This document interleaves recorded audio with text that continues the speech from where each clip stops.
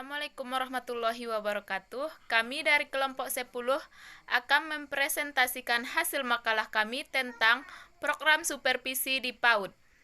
Yang bagian A, pengertian program supervisi di PAUD.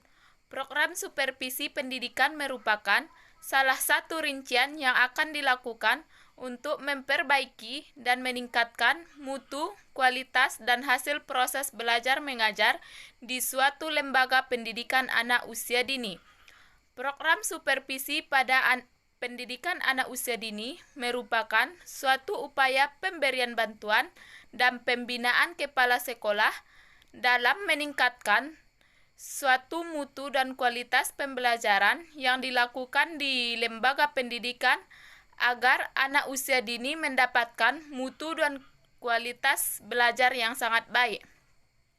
Peningkatan mutu pendidikan pada anak usia dini diawali dengan meningkatkan mutu sekolah yang meliputi kepala sekolah, guru, dan pegawai sekolah yang lainnya. Baiklah, sekian dari saya. Selanjutnya akan dilanjutkan oleh rekan saya. Baiklah, saya akan melanjutkan pembacaan makalah kami, yaitu yang poin B, jenis-jenis program supervisi di PAUD.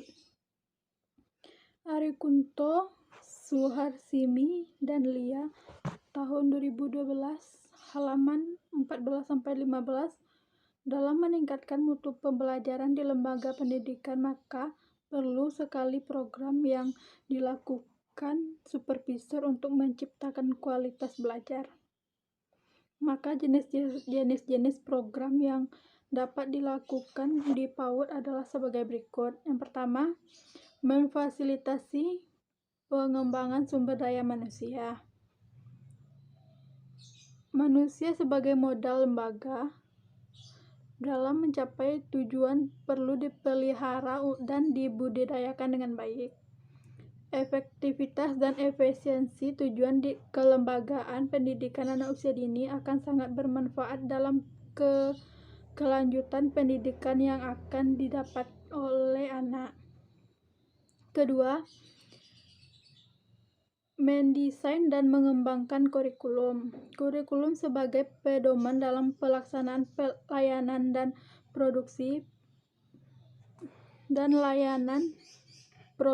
pendidikan memiliki peranan yang sangat penting untuk menciptakan produk pendidikan yang bermutu. Yang ketiga, meningkatkan kualitas pembelajaran kelas. Sebagai tujuan pokok dan upaya supervisi pendidikan, kualitas pembelajaran di kelas haruslah menjadi tujuan utama. Sebagai seorang supervisor, ditantang untuk melakukan perubahan-perubahan proporsional dan inovatif dalam rangka memperbaiki kualitas pembelajaran di kelas. Yang keempat, melaksanakan fungsi-fungsi administratif.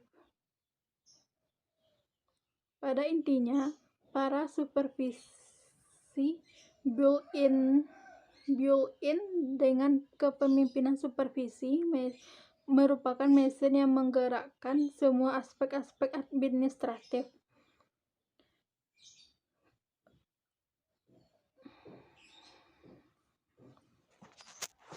Terima kasih, saya kembalikan ke kawan saya selanjutnya. Saya akan melanjutkan presentasi dari teman saya sebelumnya, yaitu yang akan saya presentasikan yaitu pada poin C dan poin D. Yaitu yang pertama yaitu poin C, dimensi program supervisi di pendidikan Islam anak usia dini, di mana dimensi supervisi dalam pendidikan meliputi ilmu pengetahuan, keterampilan, kepribadian, kesejahteraan guru, pelayanan kepegawaian, dan jenjang karir dari supervisi pendidikan, dan tidak hanya mengawasi kondisi mengajar guru, namun juga aspek administrasi dari sekolah tersebut, di mana ruang lingkup dari supervisi terdiri dari kesiswaan, kurikulum dan pembelajaran, bahan ajar, metode pembelajaran, evaluasi, gadik, fasilitas pendidikan, alat instruksi dan penolong instruksi, dan anggaran.